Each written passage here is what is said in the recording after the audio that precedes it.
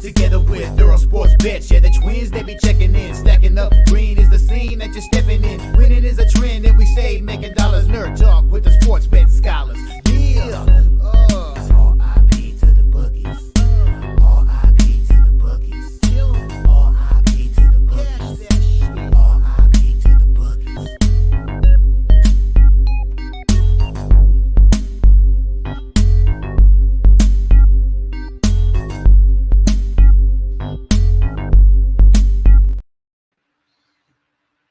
We are live. Welcome back to another edition of the Earle Sports Bet Show. My name is Nicholas Earle. I'm joined here as always by my brother Tim. And today we have one game in the NHL, one game in the NBA, which we could see a potential elimination tonight, Tim, in the NBA.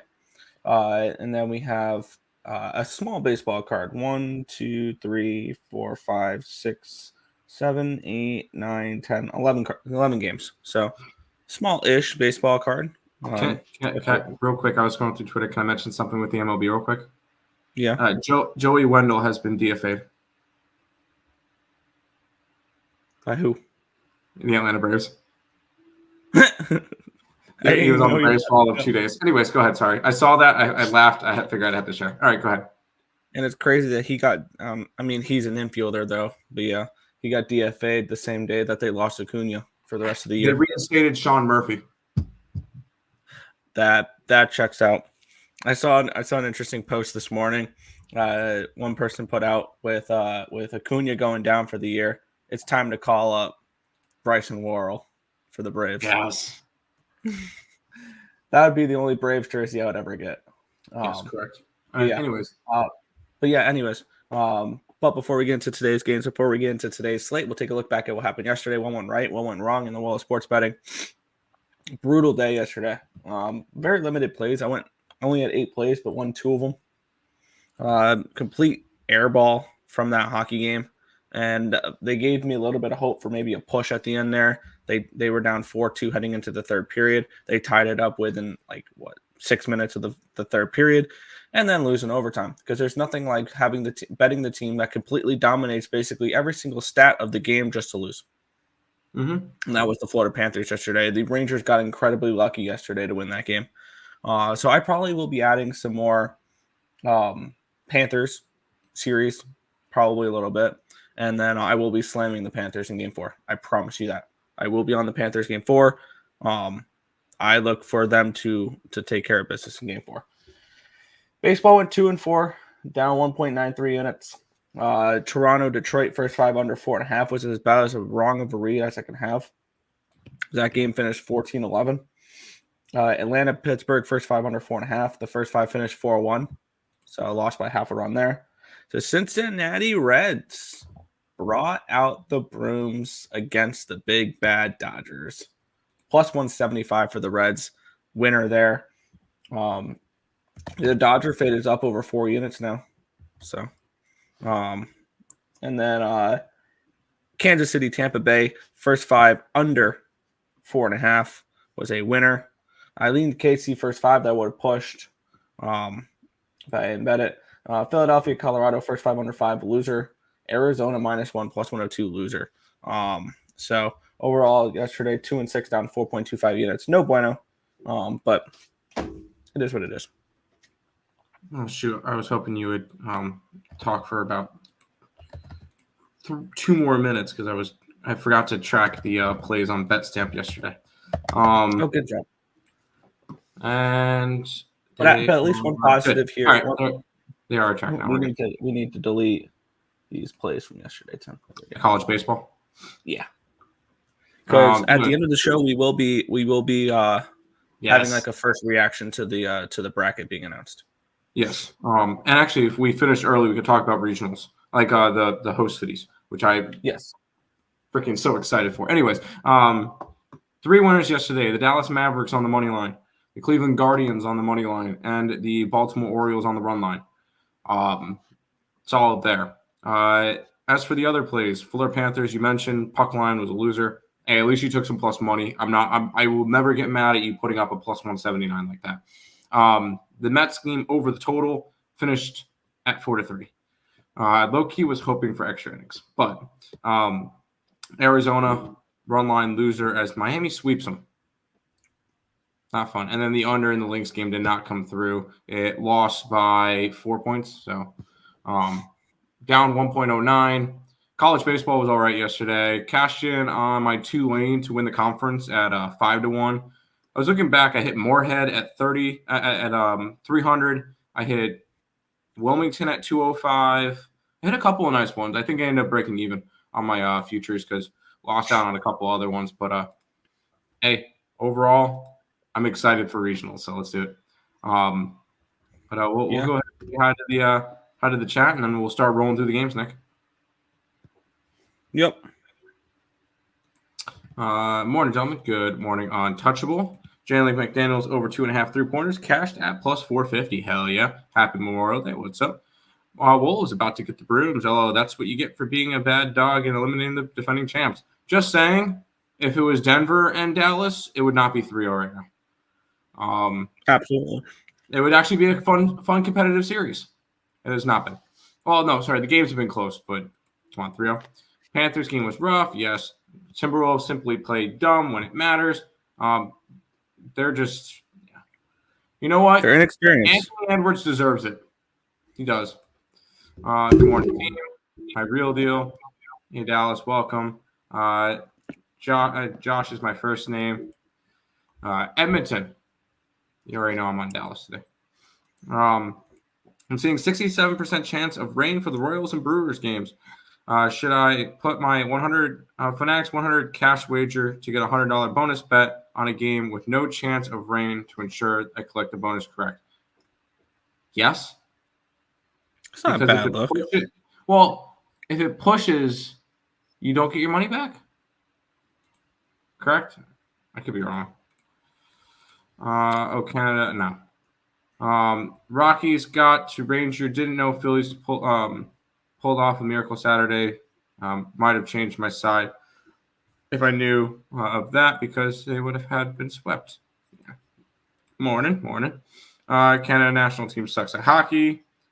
Carl was saying, don't worry. It's like getting is DFA like getting fired from, say, our job, or does it take? Does he get his full salary? DFA means designated for assignment, so he gets sent down. Well, no, technically DFA, it gives him the opportunity to get picked up by another team, but you get like 2 days or something. If you're not picked up, you get put to the minor league team. So that's kind of what DFA means because it gives them an opportunity to go play in the majors with another team. Edmonton, no. I did know the Argos and Lions had inter-league football games yesterday. Didn't know either. That's fine. Reds money line, never in doubt. Perfect use of the DK promo. Love to fade Yamamoto. There you go. Brewers and Reds today. We'll get into that in just a little bit. Happy holidays, my guys. Earls, let's cash that. Let's make some money. Let's do it. Edmonton Oilers with 16 Canadians on their 20-man roster. Sounds like a winner to me. Edmonton money line. No. I think Acuna out for the year. All the Braves bats wake up and start scoring runs like World Series win in 2021. I will say now, and this will probably end up being one of our shorts. The Atlanta Braves will be fine. There will not be a problem with the Braves. Yes, they're down big. Yes, they just lost Acuna.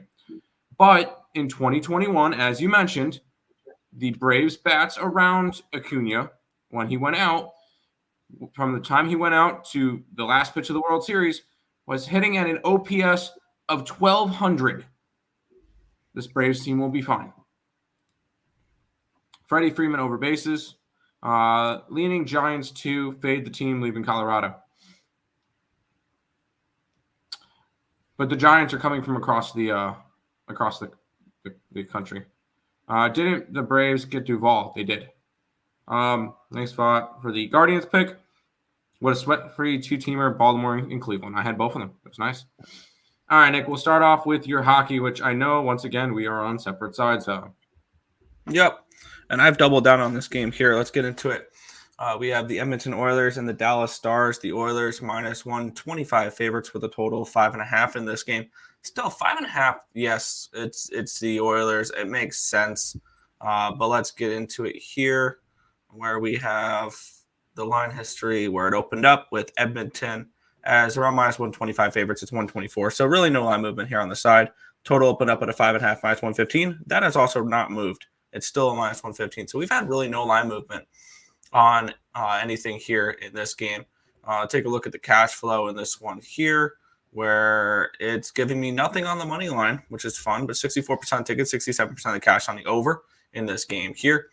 And we kind of saw a similar situation with, last night or yesterday with the Panthers and the Rangers. The Ranger in MSG, both the games went under the total, and then they go change cities, and all of a sudden neither goalie can stop a beach ball. I could see something along those lines here. I think this is, if you're looking to bet an over in this game, in this series, I think this is the over to bet is in this game here.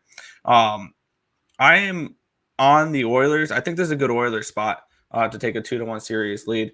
I look for them to bounce back after we knew, obviously, in game 2, that was an obvious Dallas spot. I even took the Dallas first period, which pushed, but that felt like an obvious Dallas spot to at least attempt to bounce back after losing game 1 in overtime. I look for the Oilers to bounce back here in game 2. I think this is a back and forth series. I think this is closer of a series than a lot of people think, because I know scrolling through Twitter, you might as well put the Dallas Stars in the Stanley Cup already because of how many people are on them, and it made it sound like just Oilers have absolutely no chance. I still think this series goes at least 6, if not 7, and I think this is a back and forth series where you can. And we saw this a little bit. We saw this with the Vancouver series as well with Edmonton. If you back the team that lost the previous game, you won every single time other than game 7. So I can look for Edmonton to bounce back in this one here. After a loss in these playoffs, they are undefeated after a loss. They lost game 2 to the Kings. They bounced back and won game 3. They lost game 1 to the Canucks. They win game 2. They lose game 3. They win game 4. They lose game 5. They win game 6. They lose game 2 against Dallas. I think they bounce back and win game 3. I'm on the Oilers here, minus 126. And over on BetMGM, I got their team total over 3, minus 110. I love these threes that you can get instead of laying massive chalk on a 2.5 or having to rely on 4 goals. I like the ability to have a push in my back pocket. So I'm on the over 3 here as well with the Oilers as well. I mean, I will say I have not been betting this series. I am just writing out my Dallas Stars futures. That's all. So I'm on Dallas. I'm not betting the game. I'm just going to write out my 14-1 preseason future and go from there.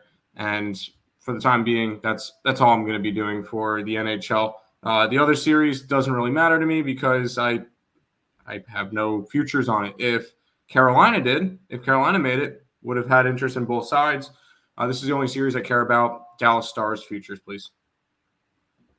Yeah. If Carolina was in the Eastern Conference Finals, I would have a massive bet on Florida.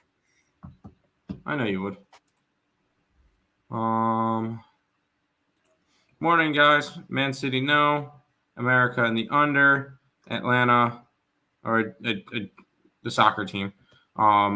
Orioles, what a nice fade against my Brewers. There you go. Sorry, Tim, it's Oilers Day. The usual Oilers same game parlay. Oilers over Hyman and Bouchard. Vaught, you got another DK up 2 promo best bet. He will. Dallas bounce back tonight. I have Dallas, Edmonton, exactly 6 games. Here you go about soccer. Not saying anything, but Kyrie is trying to exact revenge on his former team in the finals. Would be funny story if they were to win. Hear me out on this one. Kyrie Irving to win NBA Finals MVP. I would normally say, yeah, let's take a shot on it, but I feel like it would be the exact same scenario as betting Jamal Murray last year. There's one huge problem for Dallas, not for Dallas, but for Kyrie if Dallas were to win the finals, and that's Luka's on the team. What if, hypothetically speaking, Yeah, I think if you're betting Kyrie, you're asking Kyrie to be massive in the series. Also, you're maybe asking Doncic to miss a game. Okay, if Dallas were to pull off an upset versus Boston, Luka is winning the MVP. There is no upset. There's nothing like that if Luka isn't the best player on the court. See, I would like to put the alternative argument in there, and we can. I'll click for the next game. I like to put the alternative argument out there that there's a better chance Dallas wins the championship if Kyrie's your best player on the court, because having Luka as your 2 would be massive. Yes, but at the same time, no. But that has the caveat of Luka still has to play like an all-pro first-team player. Correct. And Kyrie go off massively. Both those players have to go nuclear in the NBA Finals to win. Like, that's just the way it is. That is all 100% correct. Because they're going to be $2 dogs? 205. 205. That was think the hypothetical. Dallas is live to win that series. I would like to take a shot with Dallas to win the series and Kyrie Irving to win the NBA Finals MVP, personally. But with that being said, we still need to know who they're going to play, which is going to 99.99999% be the Boston Celtics. But let's get into it here. Celtics 7.5 points. If you wanted to bet the Pacers to win the NBA Finals, they're plus 50,000. Yeah, for those wondering at home with odds, a $10 bet would lose you $10. The line opened up at a 7. It got up to a 7.5, up to an 8, back down to a 7.5. But it has moved up. It moved from a 7 to a 7.5 within 2 minutes of the line, about a minute and a half of the line opening. And then it moved up to an 8 and back to down to a 7.5. We have really no line movement on this side, though, since the opening line.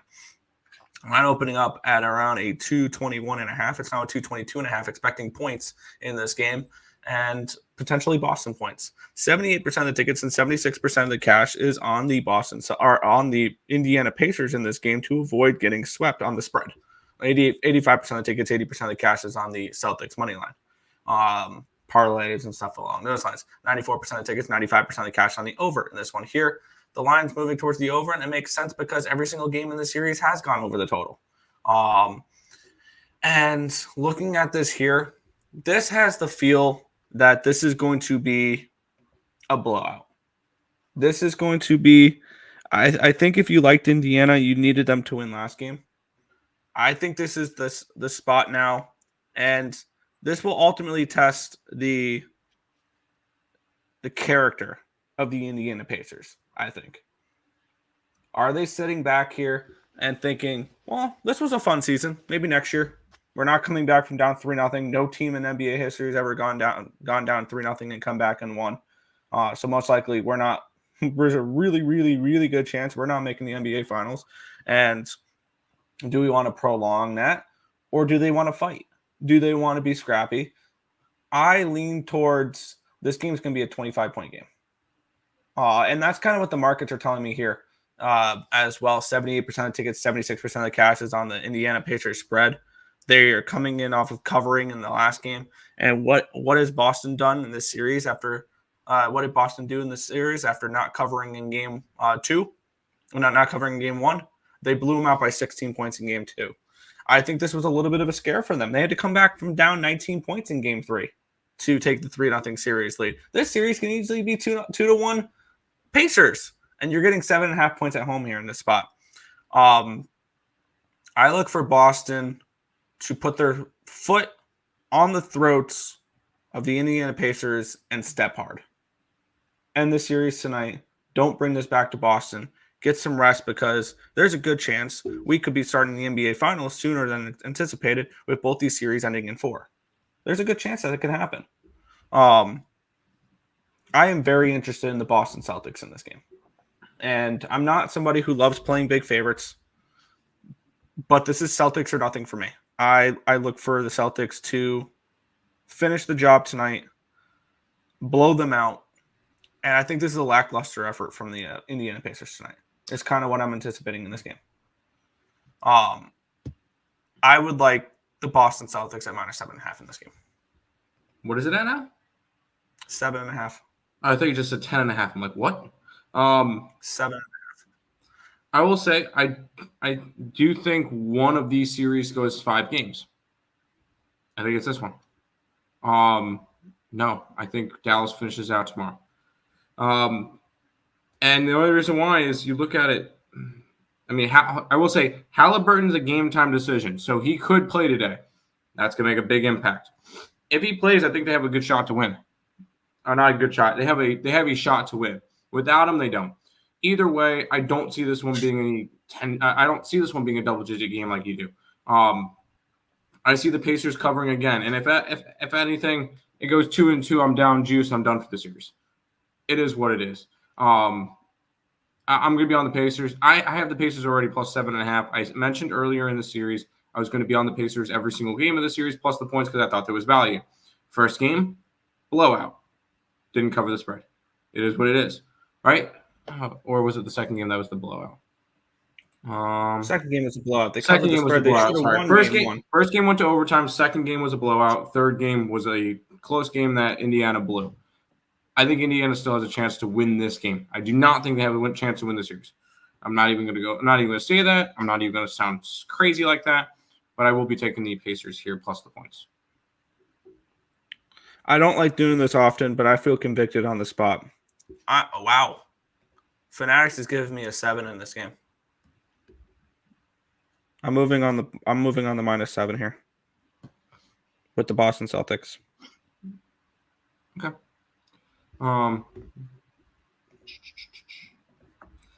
If I knew what the book offered, it would hop on Dallas to beat the Celtics in the finals. Anyone have a book offering this? FanDuel does, I believe.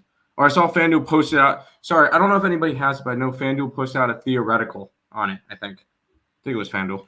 I think if you want that, just bet the Mavericks to win the NBA Finals. At this point, yes. They would give it to Luka before Kyrie. That's my point. Because if they're beating the Celtics, it's because Luka goes off. If there's 6 games in the series, Luka has 4 triple doubles, like kind of deal. Orioles just dropped their lineup: 6 lefties, 3 righties. That's about right. Soccer stuff, easy fade. Dallas wins. I'm guessing that was the Stars. Tatum triple-double last night, 2 assists short. Damn. The only time Dallas traveled to Edmonton was back on the 2nd, 23rd of November. Ben made a comment post-game. We don't remember much, but there was people dancing outside. Gentleman's wager on the Panthers to win it all. JK, I like all my dollars, even the Washingtons. Oilers money line the under, Bouchard, and insurance Stars in the under bet plus. Okay, that's one. Hopefully you hit one of those. Over in the basketball game. Was late to the party. I'm taking the Dallas Stars. Yes, yesterday was my first NHL money line loss in 2 weeks. I don't know if I'm going to bounce back or not. Give me Pacers money line here. Too much value to pass up. I like it. I'll be on Tatum Brown over points and rebounds. Jalen better grab them boards tonight. There you go. Celtics are soft AF. Pacers money line here. Come on, Nick, ride with me. No. Pacers first quarter. Did the line just why did the line just move big away from Guardians? Pitching change? I don't know, but I'll be on the Guardians. I don't care about the line movement. Anyone watching? No, I'm not. I'm guessing that's tennis. I'm not. We all like the Panthers, and Mavs going to win it all. I hope so. Yo.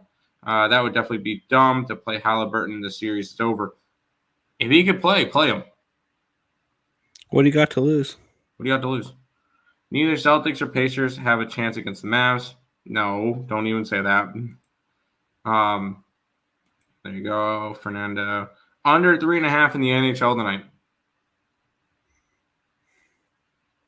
I have the team total over 3 with the Oilers.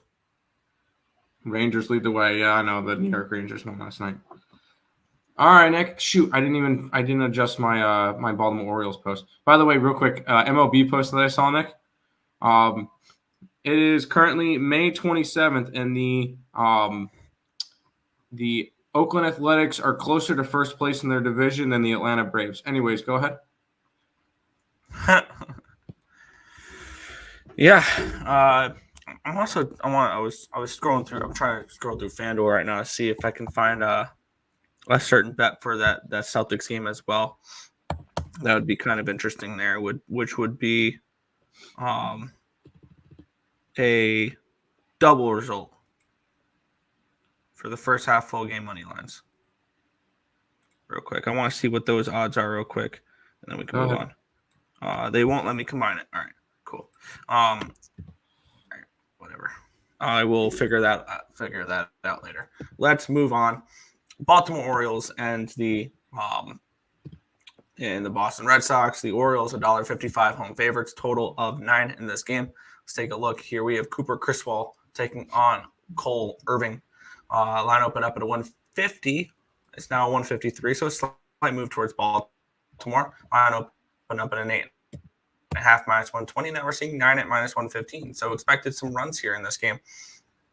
The markets are. Let's see if the cash flow and the let's see if the cash flow agrees to that. 84% of tickets, 76% of the cash is on the over. With the line moving towards the over.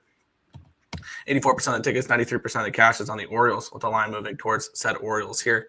Cooper Criswell and Cole Irving both have been pretty good.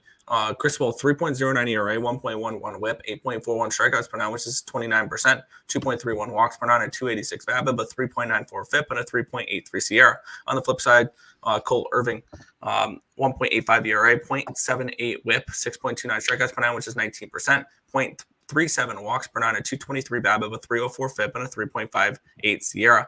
Bullpen edge going towards its toss-up here. Hitting edge does go towards the Red Sox, 98 WRC+, which is 16th, compared to 86, which is 24th. I really don't have too much of an interest in this game.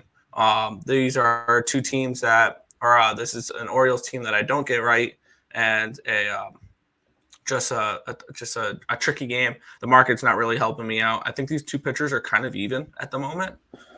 So I guess I'll go Red Sox or nothing, taking a nice little plus price tag here. Plus the Red Sox, I believe, have been a decent road team this year, if I'm not mistaken. They've been better on the road than they have at home. They're 16-11 on the road this year, so they're a better road team than they are a home team. So I guess I lean Boston in this game if I have to pull the trigger on anything. But I have no need to bet this game. There's other afternoon action we can bet on. You suck. I wanted to put up the Orioles. I have an early game going. So, but I'm on the Orioles. I posted in the chat already. Orioles every single game experiment still going, and I'm not slowing down. There's no reason for me to slow down, so I'm just going to keep on doing it. They keep on cashing for me. They're minus 150 on the money line. I found mine plus 125 on the run line. Money line this year 33-18 up 6.65. Run line 27-24 up 13.2. So far, if you bet them every single game, you're up 19.85 units on the Orioles, betting 1 unit on the money line, 1 unit on the run line every single game. So let's keep on riding with some more Oriole action. Good luck. It's Red Sox or nothing for me, and the more and more I look at it, the more and more I'm interested in it, but not enough to pull the trigger because I have the worst track history with these Oriole games. Yeah. They lose when they're supposed to win. They win when they're supposed to lose. So, fun times. What has he got to lose? He's clearly hurt, and Holiday's been locking him up. That's still the best player on this Pacers team, so they need him in order to win. There's the Baltimore Orioles post. O's money line, the overruns. Might just have to back the simple two-teamer again, Baltimore and Cleveland, because I got the MLB token. Go for it. Let's keep on rolling, Nick. Yeah, I'm staying off that one spot there. I was looking at what the double result would be for the Celtics tonight. It's minus 160 on FanDuel. I'll pass there. I was about to say that would probably be expensive. Yeah, because I think the first half is minus 175 and the full game is like minus 294. So, yeah, expensive. But, yeah, I was hoping for minus 130 or something along those lines. It just wasn't going to be that. Let's get into it, though. Next matchup, Toronto Blue Jays, Chicago White Sox. The Blue Jays around 180 favorites, 190 favorites, total of 9 in this game. Let's take a look here. Line opened up at a 180. It's up to a 190. So the line has moved towards Toronto. And the line opened up at an 8.5. It's up to a 9. So a move towards the over and a move towards Toronto here in this game. Where we have 87% of tickets, 76% of cash is on the over with the line moving towards it. And we have 83% of the tickets and 87% of the cash is on the Blue Jays, with the line moving towards it. So at least the markets are showing some respect for these for the markets, for the way the lines are moving. Nick Nastronini has been bad, and he's on the pace to needing to learn how to sell insurance at this point, because he's just being lit up and smoked every game. He just faced these Toronto Blue Jays just 5 days ago, where he gave up 8 earned runs on 7 hits, 6 walks, and 3 1/3 innings pitched. He was bad in that game there. And on the flip side, Chris Bassett, 2.88 ERA, 1 whip, 8.68 strikeouts per 9, which is 19%. 2.18 walks per 9, a 2.46 BABIP, but 6.13 FIP, and a 4.12 SIERA. Nope, that's Justin Steele. 2.88 ERA, 1 whip, 6.84 strikeouts per 9, 19%, 2.88 walks per 9, a 2.29 BABIP, a 3.21 FIP, and a 4.09 SIERA. Bullpen edge is actually towards the White Sox. The White Sox bullpen has been better than the Blue Jays. And then the hitting edge does go towards the Blue Jays. So to a point where if I were to play the Blue Jays, it would be full game rather than first 5, because I would want the Blue Jay bats over the White Sox bats for a full 9 innings. This is another game I really don't want to get involved with, though, because the markets are moving the correct direction. It's not. I just don't see enough of an edge for me to pull the trigger here. I guess it's Blue Jays or nothing, and an over or nothing. But am I needing to get involved with Blue Jays, White Sox at 2:00 on a Monday afternoon? No. Okay, good. Me neither. I'd rather have money on the Orioles game. I don't bet Blue Jays games. Besides if Manoah is pitching, which Chris Bassett is not Alek Manoah, or if they play the Orioles, which will be later this week. Nope, next week. 3rd, 4th, 5th, 6th. That's when I'll be betting the Orioles again. So when I look at that, maybe not. Those are kind of the only spots I like to bet anything involving the Blue Jays. So no real interest in this one. We'll move on from it. Fair. Under 9, F, Jays, White Sox, first 5. Let's do it. Jays team total over. Give me the Blue Jays, tennis. If I hear any Toronto Blue Jays jokes, it's totally okay. They're a terrible baseball team. It's been that way for a while now. Alec and Metropolis can't wait to have the success continued. I can't make fun of the Blue Jays, unfortunately, because my Mets are worse. That's why right now for baseball, it's all about the Pirates. Anyways, I like the Bo Sox money line, but hate day baseball with my dogs. Fair. I ain't betting it, though. I say nerfy, but you can't trust Nastrini. Kansas City money line, the over. You know I like Kansas City already. Celtics win both halves, plus 185 for them to win both halves. Yes. So that's they have to. Yeah, no. That would be them. Yeah. It'd be winning both halves like their individual games. Yes. Like if they're up 2 at halftime, they have to win by more than 2. Yep. Interesting hedge. Jay scored 11 runs yesterday, so let's hope that woke up the bats. Nah. The Blue Jays make the most contact at the plate, but have the lowest exit velocity in Major League Baseball. That's going to be a problem. Yeah, so they just don't strike out. Yes. They just hit lazy. They just hit soft ground balls, and yeah. I'd rather watch the Argos-Barracks Special game than this. True. Maybe it's an under. Like O's tomorrow, Grayson Rodriguez is pitching. I love Grayson Rodriguez. He's been fantastic. Speaking of teams that have been fantastic, Nick. Yeah, and we get the Twins as pretty significant favorites in this game. Minus 150 for the Twins, total of 7.5 in this game. And I believe this has only gone up. Wow, this has gone up. This line opened up at a 150. We're seeing 167 for the Twins now. Just a massive move towards these Twins. Line opened up at an 8, it's down to a 7.5. So we do have a move towards the under here in this spot. 74% of tickets and 62% of the cash is on the over, with the line moving towards the under. 20% of the tickets and 61% of the cash is on the Blue Jays. So the sharp money coming in on the Blue Jays, but the market moving towards not only moving towards the Minnesota Twins, but briskly towards the Minnesota Twins. It's interesting in this game. Both these pitchers have been pretty good. Alec Marsh, 2.76 ERA, 1.16 whip, 10.47 strikeouts per nine, which is 28%, 2.76 walks per nine, 286 BABIP, but 3.31 FIP, and a 3.39 SIERA. On the flip side, Joe Ryan, 2.87 ERA, 0.96 whip, 7.47 strikeouts per nine, which is 21%, 1.44 walks per nine, a 253 BABIP, a 3.19 FIP, and a 3.74 SIERA. Bullpen edge goes towards the Twins. Hitting edge goes towards the Twins. 105 WRC plus, which is 11th, compared to 101, which is 13th. Both these teams are slightly above average hitting, but I like both these pitchers. And I think this is where I'm going to get on the board for today. And we're going to get it started with a first five under in this game at minus 130 over on FanDuel for the 4.5. If you don't want to lay the $1.30, you can get 4 at minus 105 on Bet365.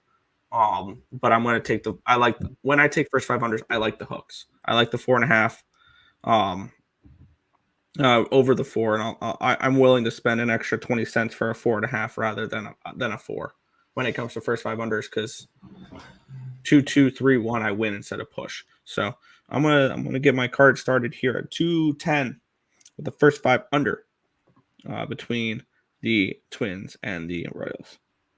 I'd rather just have the Royals. They finally had their 8-game losing streak snapped yesterday with a 4-1 loss to the Rays. Am I concerned about it? No. This is still a Kansas City team that's been really, really good this year. They're still 14 games over 500. And I want to keep riding them. Alec Marsh has been a guy that has been making me money. The Kansas City Royals are 7-1 in his starts, which when I look for pitchers to back, I like to see pitchers that have success behind them. And Alec Marsh is currently the third most profitable pitcher in baseball. Do you know who the top 2 most profitable pitchers in baseball are, Nick? No. Ranger Suarez. Ranger Suarez is number 5. Wow. That just shows how big of a favorite he is, because I think they were 10-0 with him heading into yesterday. 10-1, wow. 6.27. I don't know that. The correct answer is Trevor Williams. 8-2, 9.98. Number 2, 10-1, Tanner Bibby. Bibby. Yes, is the number 2 guy, which I believe he's not pitching today. It's Curry today. But just interesting to see that. Give me the Royals here. Let's keep back one of the most profitable pitchers in baseball. Yeah, I will ask Marsh to pitch well. That's what I will do. I will back Marsh with this under. I'll compromise with you, Nick. We'll put up the under. We'll put up both. Yes. So there you go. Back to the chat. Where do you leave off? It says 94 on my end. It says 4 on mine. Taking the Nerfy and the Royals money line. Yeah, I like the Nerfy a little bit there. If you want to throw the Nerfy with the first 5 under, boost it up a little bit. That's not bad luck. This line makes no sense. Twins smash spot. Yeah, that I don't know why. Yeah. Putting my up to early on the Nationals, since it's now $10 max. Kind of hope it loses. They increase my max. Fair. There. The entire world on the Phillies yesterday. I was not. I was on the first 5 under, which still lost. Like the under first 5. Also. Yep. We'll keep on moving here. The St. Louis Cardinals and the not the Minnesota Twins. I'm looking at the Twins logo as I'm tracking my under here. The Cincinnati Reds. The Reds coming in off of a sweep of the LA Dodgers. The Cardinals coming in off of a series win over the Cubs and a win on Sunday Night Baseball. We have good old Lance Lynn taking on Nick Lodolo. Line opened up at a 137. It got down to a 130 this morning. It's now up to a 143. So we have a decent move towards the Cincinnati Reds. Line opened up at a 9. It's up to a 9.5. So we have a move towards us over here as well with Lance Lynn. That's not surprising. Let's take a look here at the cash flow in this one here and see if the over appeals a little bit. 64% of tickets, 69% of cash is on the over, so it's not overly public. I'm okay with numbers like that, especially with the line moving in that direction. If this was like 80% of the tickets on the over, I would have less interest in it. 26% of the tickets and 47% of the cash is on the Cardinals. So the sharp money coming in on St. Louis in this game. Line moving slightly towards Cincinnati, but when you're getting 74% of tickets and 53% of the cash is on the Reds, I'm okay with that line moving towards the Reds there. Let's take a look at the pitching matchup here between Lance Lynn and Nick Lodolo. Lance Lynn has been 4.56 ERA, 1.32 WHIP, 7.71 strikeouts per nine, which is 20%, 3.51 walks per nine, a 297 BABIP, but 3.83 FIP, and a 4.29 SIERA. On the flip side, Lodolo, 4.5 ERA, 1.83 WHIP, 11.50 strikeouts per nine, which is 33%, 2.5 walks per nine, a 184 BABIP, but 3.74 FIP, and a 2.74 SIERA. Bullpen edge going towards the Reds. Hitting edge goes towards the Reds here. And this is what ultimately might keep me off of this over in this game, because I lean over in this spot. If I'm looking at anything in this game, the only problem is neither of these teams are hitting particularly well.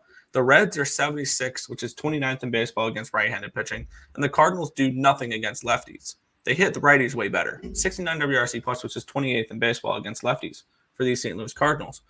And maybe this is a spot where you maybe take a live over with once these pitchers are pulled, because these are two pitchers that have been decent.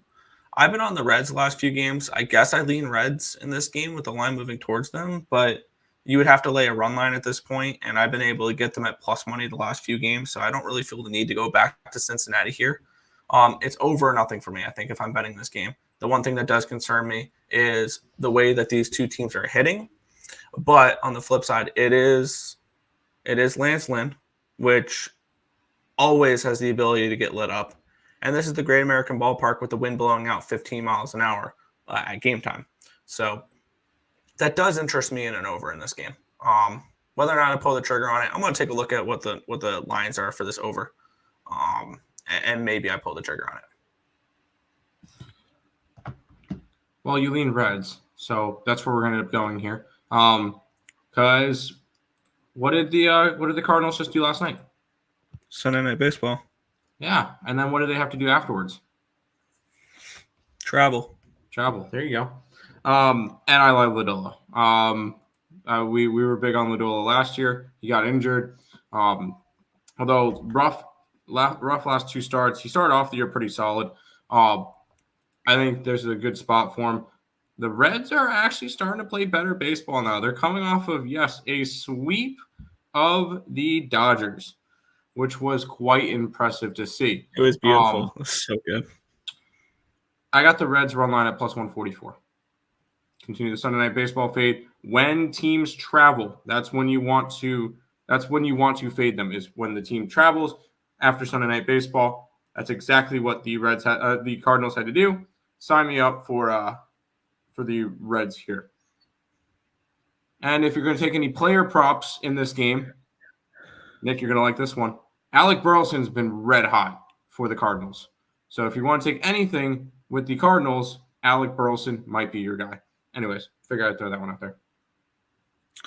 I am going to get involved with this game.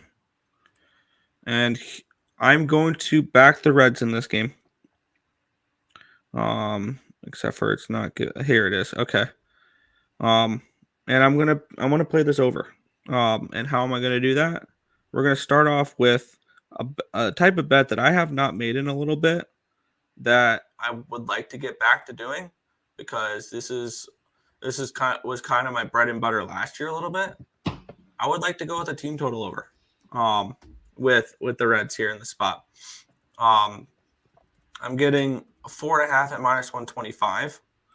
So we're going to start off with that over on DraftKings. Reds team total over 4.5 minus 125. Looking to fade Lance Lynn in this spot. And then we're going to go over to Fanatics, where they're giving me even money on the over 9 full game. 9.5 full game, my bad. Over 9 even money. 9.5 even money over on Fanatics. I will double down on this game. There you go.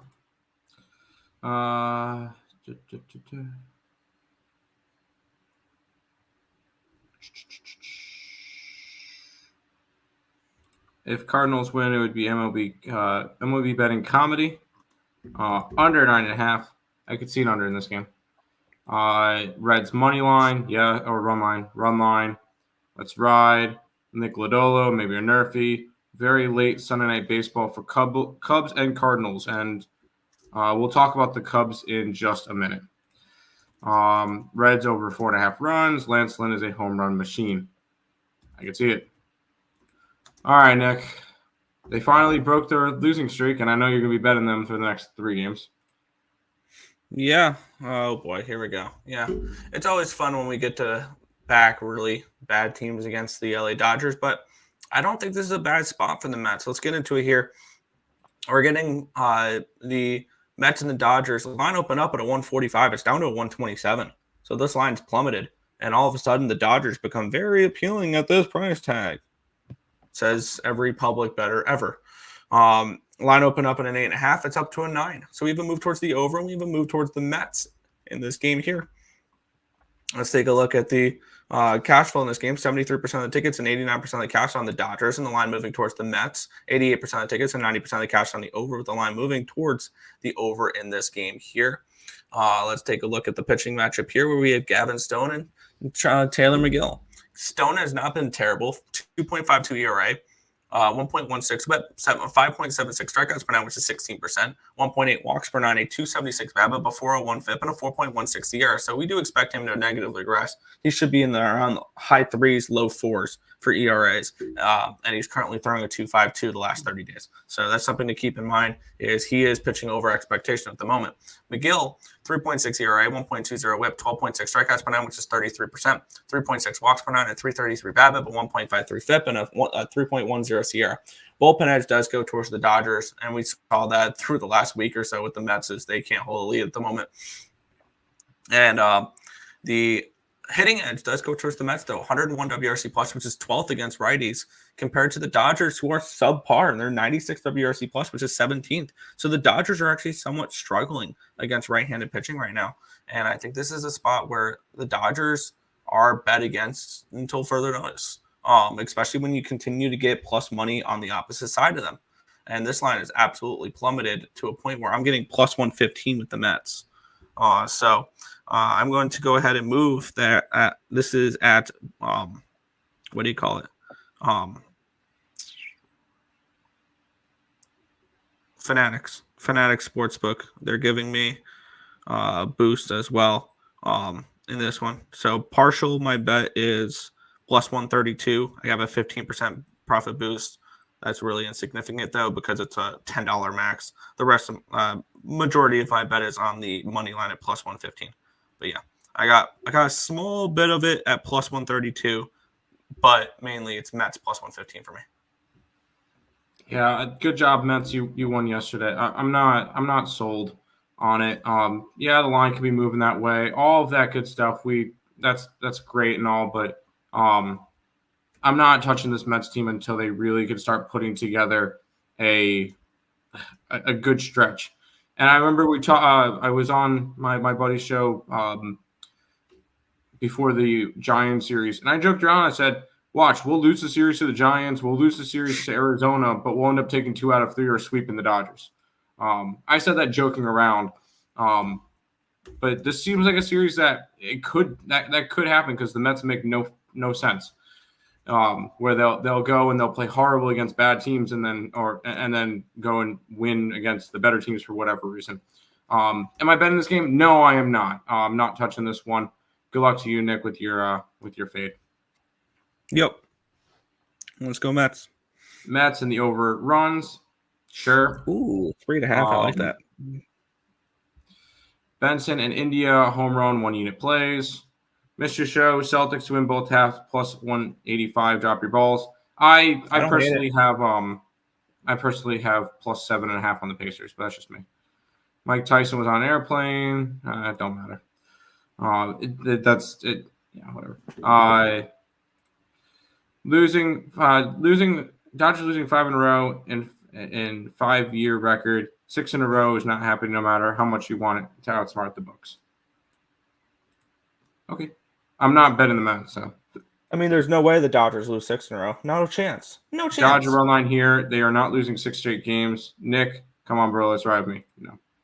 Acting like the Dodgers are a bad team is not the smartest. We're not acting like they're a bad team. I never said they're a bad team. By the way, if you've bet against the Dodgers every single game this year, you're profitable.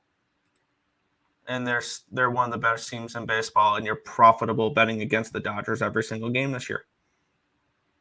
Right on. Let's talk this game, Nick.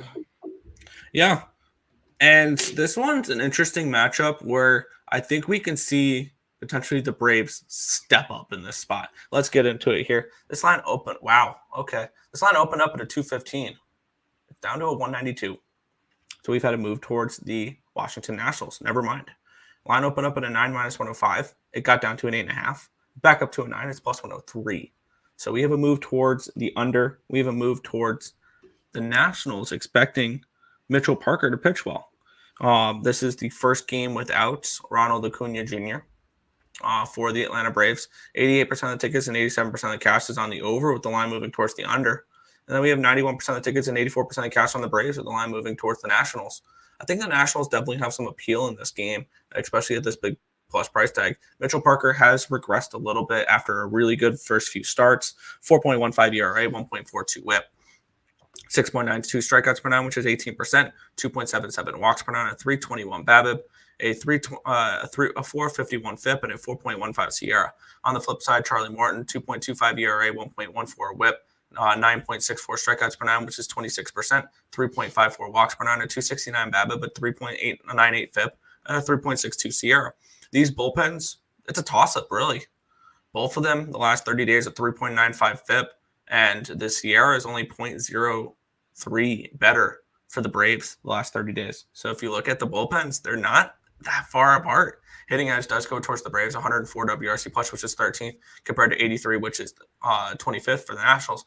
If I'm looking at the Nationals here, it's only first 5 in this game. Looking for Mitchell Parker to have a halfway decent game. And I think under the total in this one here, is it really minus 135 for a 5.5 on DraftKings? For a first 5 under in this game? Wow. That's really high. Why is it that high? I don't know. Why is it that high? I don't know. At that number, I'm kind of interested in this first 5 under. With the way the market's moving. Because it went from 9 juice to the over to 9 juice towards the under. Even though majority of the bets coming in on that. I just want to see if this is actually a 5.5 minus 135 for the first 5 under. I'll take that if that's the case in this spot. So that's where I'm leaning in this game. I'm going to make sure that is the number here, though. I like the fade the injury report angle of it, Nick. Ronald Acuna Jr. tore his ACL out for the entire year, which I will give a quick statement saying, as a Mets fan, this is horrible for the game. You never want to see the big players go down. And Acuna, MVP last year, obviously, how it was already off to a really good start this year. It sucks to see the best players in the game go down. The Braves win today by a lot. Mitchell Parker is one of the top prospects for the National top pitching prospect. He is the top pitching prospect for the Nationals. But when it comes to it, this is a brave spot here. Could this be a cash cow? No, the lines moved towards the Nationals. It opened up at 215. Oh shit! Okay, never mind then. I did not know that it moved that way. Never mind. But I like the Braves in this one. I'm taking the first 5 under here. I got it at DraftKings 5.5 minus 135. That's a crazy price, honestly, to me. I love it. I'm on that first 5 under. Braves and the over 3.5 runs. Yes, Acuna are home run prop. That's messed up. Watch the Braves play better with Acuna. They did it in 2021 when they won the World Series. The entire team after Acuna, once Acuna went down to the last pitch of the World Series, they had a 1,200 OPS. Yes, this Braves team, as crazy as it sounds, plays better without Acuna. Almost makes me want to take futures with the Braves. I do without already. Acuna. But the thing is, I have Phillies plus 350 to win the division. So I just want to. I just want to read that. And ultimately, here's the problem as well. Even without Acuna, we have time. We have 34 minutes to go over the next 5 games, and then we have some other ones to talk about here. Hold on, Nick. Do 24 minutes. I want to be talking college baseball at 11:50. Yeah. All right. And the only thing I wish is that there was a bigger price tag on it, because one thing that I'm looking at right now on DraftKings, Phillies are 3-1 to win the National League. The Braves are 340, and the World Series, the Phillies are 6-1. The Braves are 650. I just wish the payout was bigger for the Braves, especially after losing Acuna. But yeah. This shows that the markets did show some movement with because the Braves were the second favorite to win the National League and I believe to win the World Series as well when it came to Acuna being healthy. But we'll move on here. We have the Chicago Cubs and the Milwaukee Brewers. The Brewers minus 120 home favorites. Line opened up at a 120. It's actually down to a 112 now on BetOnline. So we do have an 8-cent line movement here towards the Milwaukee Brewers. And this line opened up at a 8 at minus 110. It's now an 8 at minus 105. It's now an 8 at minus 110. And this one here, we have Gasser and not Corbin. Steele, your pitching matchup here. 99% of the tickets, 99% of cash on the over. The line moving slightly towards the over. Jeez, I was not expecting 99 and 99 on this over. I get it. Justin Steele's been bad, but geez, 77% of the tickets and 91% of the cash is on the Brewers in this game with the line moving towards the Cubs. So maybe, and I know a lot of people are going to look at this angle and say, oh yeah, the Cubs played last night. The Brewers have to be the play. Do they? Justin Steele has been bad though. And I'll be straight up. I don't want the Cubs in this game. Justin Steele, 6.53 ERA, 1.26 whip the last 30 days. He's not good. 7.4 strikeouts per nine, which is 19%. 2.18 walks per nine, a 246 BABIP, but 6.13 FIP, and a 4.12 SIERA. On the flip side, Robert Gasser's been pretty good. He was part of the Corbin Burns trade, if I remember right. And he's come up and he's looked pretty decent. He was. Right? Was he? I believe he was. No, he was part of the Contreras trade. I thought he was part of the Contreras trade. Team. Yeah, I think he was part of the Contreras trade. I'll confirm it. But yeah, bullpen edge goes towards the Cubs, but the hitting edge is a pretty significant one towards the Brewers. One thing that we've noticed with the Cubs is they started the year smashing left-handed pitching. That is no longer the case. They are now dead last, 60 WRC plus against left-handed pitching. So they don't hit lefties. And I think that's a problem here against Gasser. I have no interest in this game because the markets are screaming Brewers. No, markets are screaming Cubs. My X's and O's say the Brewers probably win this game, and not everything correlating for me will lead to a pass. August 1st, 2022, Milwaukee Brewers trade left-handed pitcher Josh Hader to the San Diego Padres for left-handed pitcher Taylor Rogers, right-handed pitcher Delson Lamet, second baseman Alistair Cruz, and left-handed pitcher Robert Gasser. So he was part of the Josh Hader trade, and Josh Hader's doing great with San Diego now. You said Milwaukee Sunday Night Baseball fade, especially when a team has to travel. Give me the Brewers, and that's just because if I was taking the Reds today, it was Reds and it's the Brewers. That's just the whole angle to it. We don't fade the Sunday Night Baseball team if they're staying at home because there's no travel. It's just playing a night game after a day game, or a day game after a night game, whatever it is. So I'm not worried about that if it was a home team, but both teams had to travel after a very late night. So no, I am 100% Brewers and Cubs today. Brewers and Reds today in the MLB for fading the Sunday Night Baseball game. Fair. One little announcement here on Twitter. The top 4 seeds have been announced. These are alphabetical order. These are not actual seeding order. Tennessee should be number 1. Kentucky, Okay. North Carolina, Tennessee, and A&M. Yeah, we figured that one. It's going to be Tennessee. It's going to be Tennessee, A&M, Kentucky, UNC, and Kentucky. UNC, A&M. Okay. I believe UNC will be 3. That's just me. That's good to know. Thank you, Nick. Brew Crew and over. Yes. Brew Crew. Yes. Brew Crew. Yes. I really like the Cubs here. Everyone fading. Yes. I mean, I understand your angle. I'm on the opposite angle. So Steele plays a lot better. Played a lot better in his last outing. Well, have him prove me wrong again. Brewers -2. Yes. Brewers money line 2.2 units. Largest bet of the day. I'm going lighter after a 3 and 5 day, but still up $490. There you go. Tim, you like the Stars, bro? Dude, I have a future 14-1 on the Stars to win the Cup. That's the only thing I'm riding out throughout the rest of these playoffs. Let's head to the next one. By the way, Nick, there's going to be a bunch more banners that I'm going to be setting up. I'm going to be setting up all the regional banners. Okay. Yep. Cool. Cleveland Guardians and the Colorado Rockies. This is a very fascinating line here.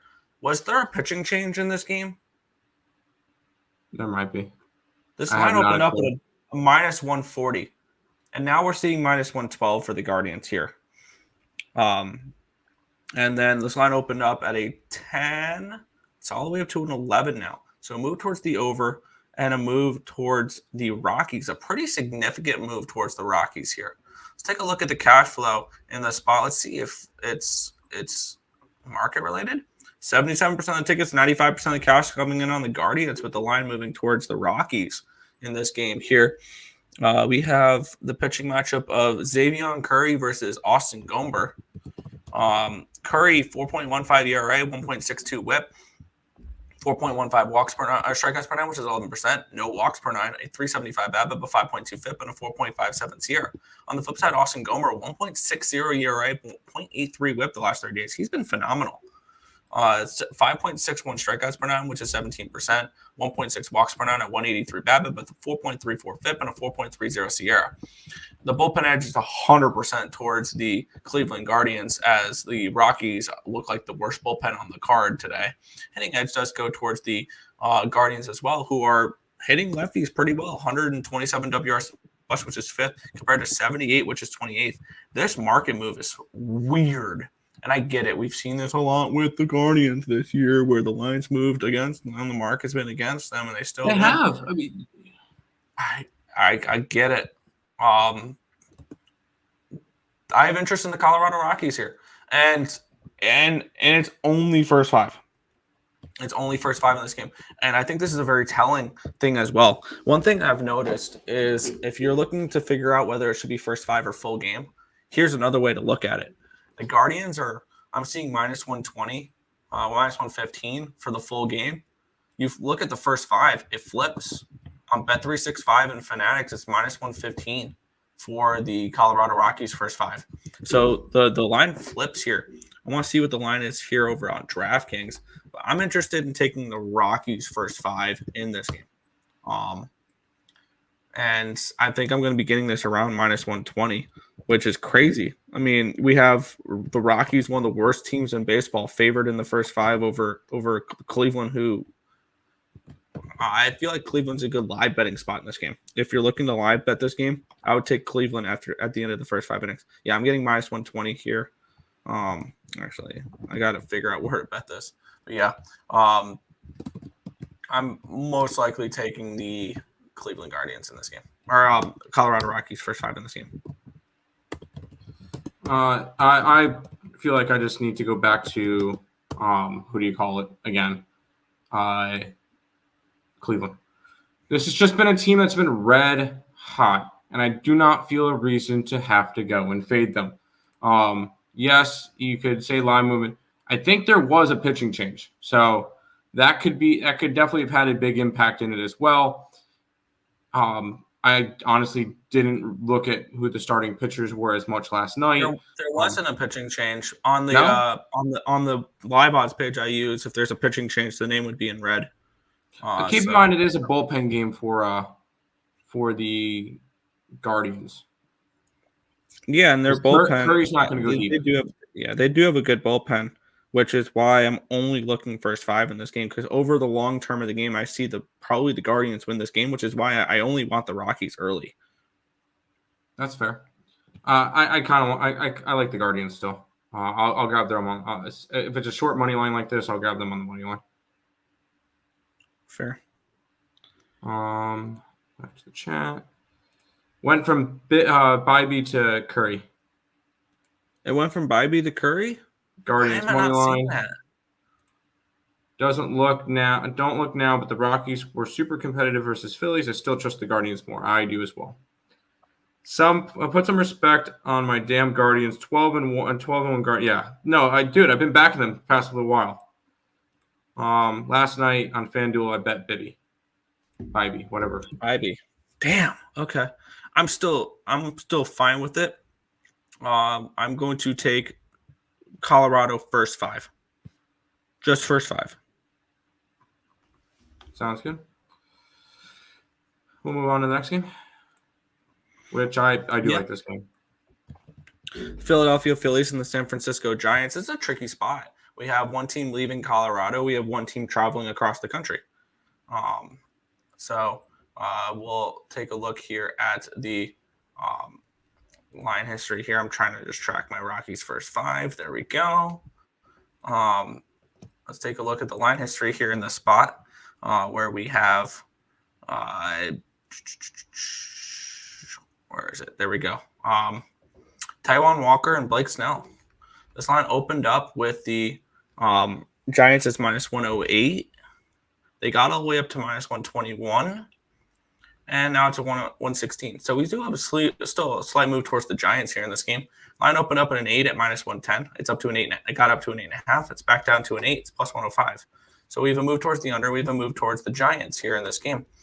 We have 64% of tickets and 82% of the cash is on the Phillies, and the line's moving towards the Giants in this game here.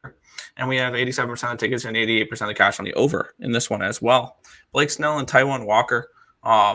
Walker, 5.06 ERA, 1.54 whip, 7.09 strikeouts per 9, which is 18%, 3.38 walks per 9, a 3.29 BABIP, a 5.83 FIP, and a 4.81 SIERA.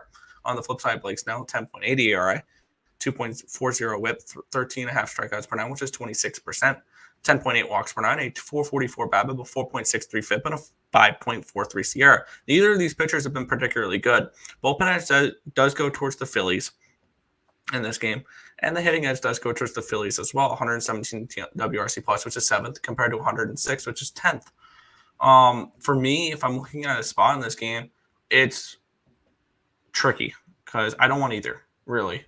I think both these teams are in bet against spots. I think it's very telling, this first 5 number, where I'm leaning Giants first 5 in this game. Because if you look here, just like the Rockies game last game, full game for the Giants, minus 115. First 5 for the Giants, minus 130, minus 140. So they're expecting the Giants to win the first 5, but maybe not the full game as much. So I lean Giants first 5 in this game if I had to bet anything. I did a free pick video for this one for Picks and Parleys last night, Nick. I took the Phillies. The Giants are coming off of a collapse in their last game, giving up 3 runs in the bottom of the 9th, letting the Mets walk it off. Now they're traveling across the country. The Phillies are coming off of a loss in Colorado. Yeah, losing 2 out of 3 to Colorado. So definitely interesting there. I think this is more of a bounce back spot for the Phillies than it is for the Giants. Blake Snell has been awful this year. He had one good start. Not even one good start, because for some reason they love putting in starts that he didn't pay 0.0 innings. I'm like, oh, he had no earned runs, and I look at 0 innings. I'm like, oh, never mind then. He's been rough this year. 19 earned runs in 15 innings and 11.4 ERA. Obviously, that's not going to continue, but I think the Phillies get to him today. I like the Phillies in this matchup.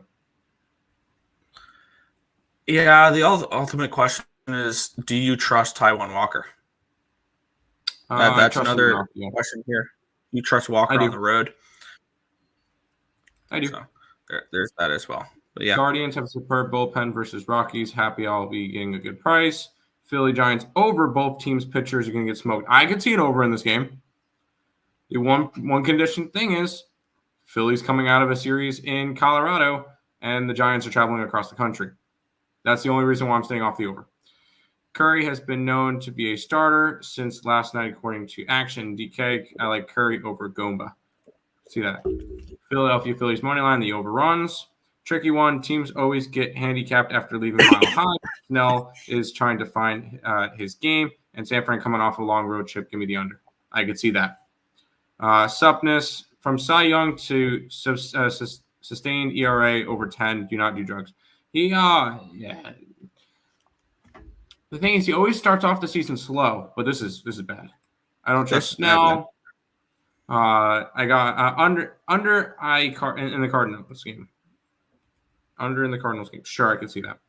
I like the under first 5 in the Guardians game. It's a part of my 2 parlays. I'm not going to talk you off of it. We got 2 games left. I already put it up on the site. Could this be a cash cow? Yeah, we have the Arizona. I don't know. Okay. Because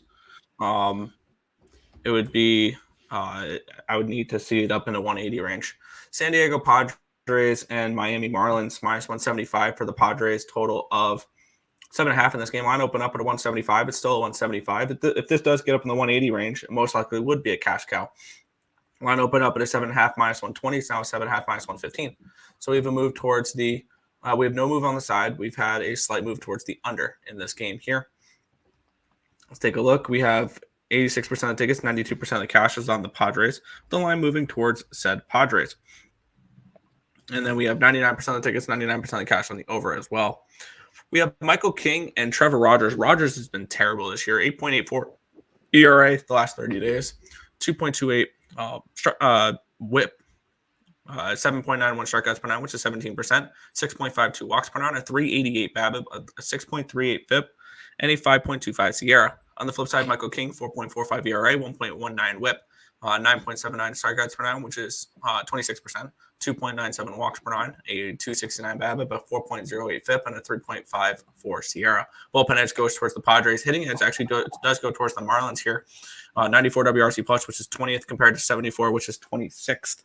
For those wondering, I did go and write down the results so far of both fades for me, Dodgers and Marlins. And it's crazy how the 2 fades are going after 2 different type of things. And the records that we have on these fades and the profit on these as well. The Marlins fade this year is 28, 20, and 3. I've had 3 -1s that have pushed. Mm-hmm. It's up 5.04 units. Nice. Profitable. The Dodgers is 22 wins, 30 losses. And it's up 4.34 units. So it tells you if you pick the right teams, you can have a losing record and be profitable. And kind of a big winning record and still be profitable. So if you pick the right teams to fade, you can still be profitable. This is probably going to be Padres -1 for me in this game. Or not going to, probably going to be. It is going to be Padres -1 in this game for me. I'm just going to shop around and find the best number. And now we're seeing 180s. So there it is. Yeah, all right. I already put up the Padres. As you mentioned, and I know we'll get called stubborn again because even though this Marlins team is on a winning streak right now, or in terms of we're losing bets against them, because we've lost 4 straight bets on them. Because one of the games that the Diamondbacks won, they didn't cover the run line. So it is what it is. I'm not overly hung up on it. We will lose games. I'm not expecting to win every single game part of this. Obviously fades. But I'm on the Padres again. So let's keep riding with the fade the Marlins train. Yep.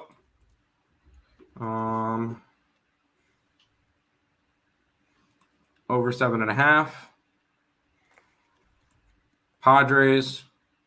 I like the Marlins in this one, but didn't bet it. I mean, Marlins have been finding some. They've been better lately.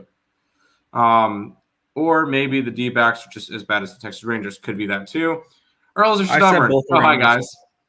446, you are just in time because we got the last game, and then in 15 minutes, it's the beginning of the selection show for college baseball. So you're just in time. But we'll talk about this game, Nick. Yeah. 1 second. I'm just putting in my bet for the Padres here. Padres -127 for me here in this game. In this spot. So yeah. Getting that down there. There we go. Cool. -127, -1. All right. This is a series that I will definitely have my attention paid to. Because this could be the series that completely flips the Astros year. Because as bad as they've been this year, I think this is the worst we've seen the Astros play in over a decade. And they have an opportunity to, at the end of the series, be leading the American League West. Oh, my God. This is a 4-game series against the Mariners right here. They win all 4. They lead the Mariners by half a game. And after playing the worst baseball we've seen them play in a very long time, they'd still be the best team in the division. Let's get into it here. The Astros -125 favorites, total of 7.5. It starts by winning this game here.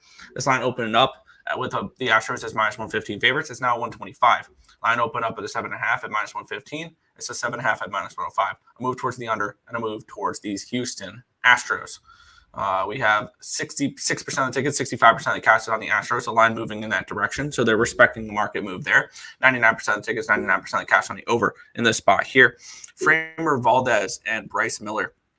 Valdez, 5.22 ERA, 1.30 whip, 7.36 strikeouts per nine, which is 20%, 1.84 walks per nine, a 3.18 BABIP, a 4.42 FIP, and a 3.03 SIERA. On the other side, Bryce Miller, 4.75 ERA, 0.96 whip, 8.01 strikeouts per nine, which is 23%, 1.48 walks per nine, a 2.22 BABIP, a 4.41 FIP, and a 3.58 SIERA. The bullpen edge does go towards the Houston Astros, which started off the year so bad, it's regressed positively. And this Astros bullpen looks much, much better. And the hitting edge is not even close. The Astros against right-handed pitching are second in baseball the last 32 days, 132 WRC plus. And on the flip side, Seattle, Bryce Miller, or not Seattle, against lefties, 97 WRC plus, which is 17th. And when I looked at this matchup here, I want the Astros. And I think this series starts off with an Astros win. I am going to call it now. The Astros win 3 out of 4 against the Mariners here. They win 3 out of 4. I'm not going to say they sweep. But this also, with a win today, seeing that they do not play, with a win today, the Houston Astros could be tied with the Texas Rangers, who led the Astros by, 8 games just a couple weeks ago? It's been beautiful. And I want this full game. I want a full game. And I'm getting -126 on FanDuel. Give me the Houston Astros here to take game 1 in Seattle. I like Valdez. And one thing that was what I was trying to look up. Valdez in his last start, was it this last start? Yeah, his last start got lit up. It was the inning where in the 5th they gave up 7 earned runs, and that was his main problem with that game. And the reports that I saw coming out of that game and why he started just completely falling apart in that inning, they went off the game plan. He started shaking more pitches. He just didn't. I don't know why. He apparently just wasn't feeling it that inning or something. But that being said, I'm going to be on the Houston Astros today. It's still a little bit bigger of a bet. But yeah, Houston Astros for me. -126 over on FanDuel. Good luck. I'm not touching this series. You know my feeling on the Seattle Mariners. I have them to win the division myself. So I would much rather see Seattle win. But that's just me. That's my futures. That's we're in the same boat. What did you get on the Mariners to win that division? I have to scroll through I have the screenshot in here somewhere. but I do not remember off the top of my head. Fair enough. If you give me, I remember when I got the Astros, which I couldn't have picked a better date to get on Astros futures. They were plus 350 to win that division. You got what? Go back to the chat. Oh, I got it. 250, and I have 28-1 for them to win the World Series. That's not a bad number. I still respect that. Considering how bad the Rangers and Astros have looked this year. What? Considering how bad the Astros and Rangers have looked this year. There you go. Nerfy in the Marlins game, being under. Do y'all ever think about getting into handicapping tennis? Nope. Gio, they do college baseball and WNBA. Don't encourage them with tennis. And we make money with WNBA and college baseball. So what's your point, Stop Gio? 446. What's your point? Tennis is such a hard, it's super hard. Might be the hardest game I've ever had to bet. That's why I don't get involved in it. That is all the baseball games for today. We will be getting into. It's about 8 minutes until the regionals get announced. I will, if we want. We'll do recapping and all that stuff. Well, let's recap the card from NHL, NBA, and MLB real quick, and then we'll jump into college baseball regionals because this is the most exciting part of my day. I like the Dallas Stars in hockey. I'm going to keep riding my future. I like the Pacers, Orioles, Kansas City in the under, Reds, Braves, Brewers, Guardians, Phillies, Padres. If their lines are bigger, they were run lines. Nick? Yeah.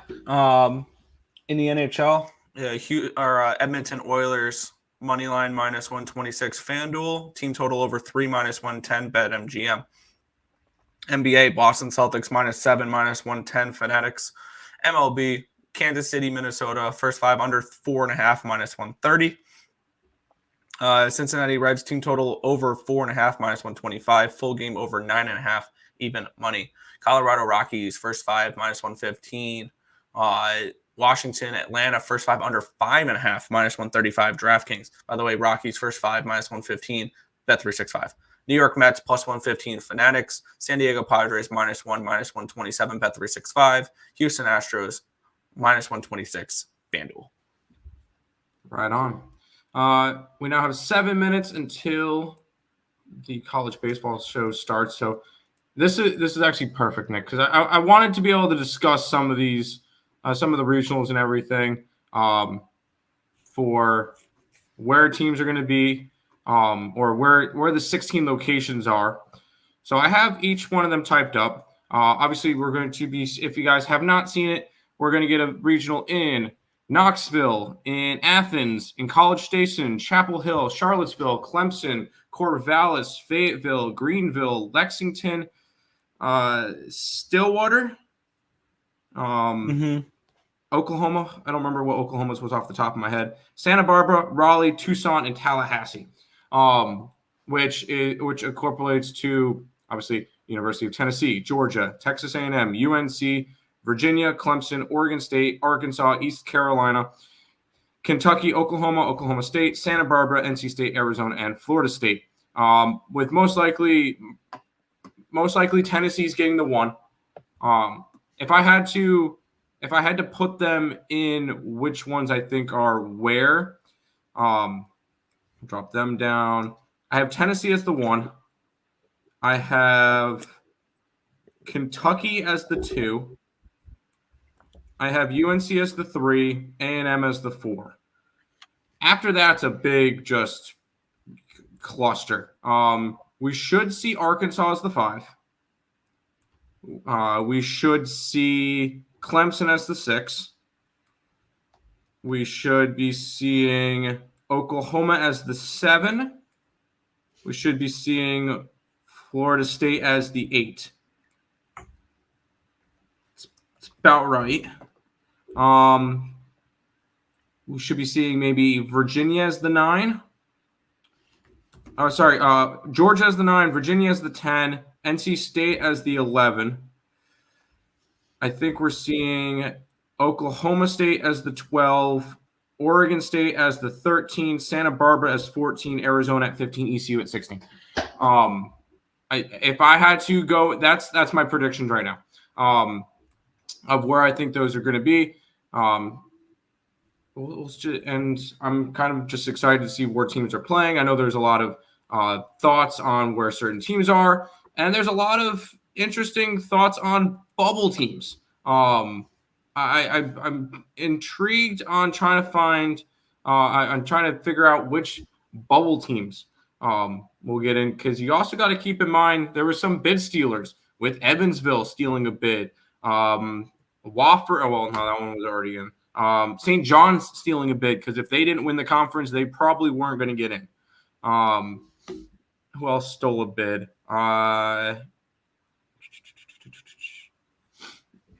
Tulane stole a bid. So there's a couple of those there too.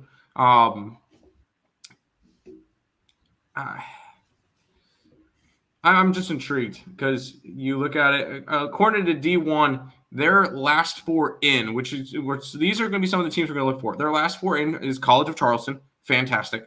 They deserve to be in. Coastal Carolina, don't think deserves to be in. I don't. They did not have a good enough year. They were average. Indiana, they have in, and Florida, they have in. I'm actually not surprised Florida is still in. They have the SEC logo next to their name, so that makes sense. Yeah, if they had a different logo. Although, Nick, you know who has the most hosts? Which conference? ACC. ACC and SEC both have 5, so it's even. And then Pac-12 and Big 12 have 2, and then Big West and the American have 1. And then their last 4 in are Georgia Tech, California, James Mason, and Troy. I think there's definitely arguments for both Georgia Tech and California to make the tournament, but we'll have to find out in 2 minutes. It's already started up. At least the show has. So I'm going to pull that up. Obviously, I'm not allowed to show it on stream because I don't want to get struck down. But we'll be watching it along, and I'm intrigued to try to just figure out. Okay, yeah, I'm most interested in seeing who comes to Greenville. That's and my prediction is my prediction is Duke and Wilmington. I think Wake Forest does. I think Wake Forest comes to Greenville. That's my opinion, but we'll see. We got a minute before the series starts. Yeah, or the Royals first 5, Red Sox money line, Blue Jays race to 4. Good luck. Tim being excited is part of my day. College baseball, let's make some money. Dude, we will have this is just reacting to the regionals. An initial first thoughts on the regionals, who got snubbed, like just those thoughts. And then we'll have a show, me, Nick, and Bryant. We'll be doing a show sometime this week for all the regionals, who we think is going to win, and all that stuff. So make sure you guys check that out. Brewers line and money movement make no sense. Of course he stopped you. Of course. Now we're just trying to kill a couple more minutes until this college baseball selection show starts up. Actually, I could see. I'm going to pull this up real quick. Nick, go ahead. I was going to say your quick thoughts on Duke not getting a regional and Mississippi State not getting a regional.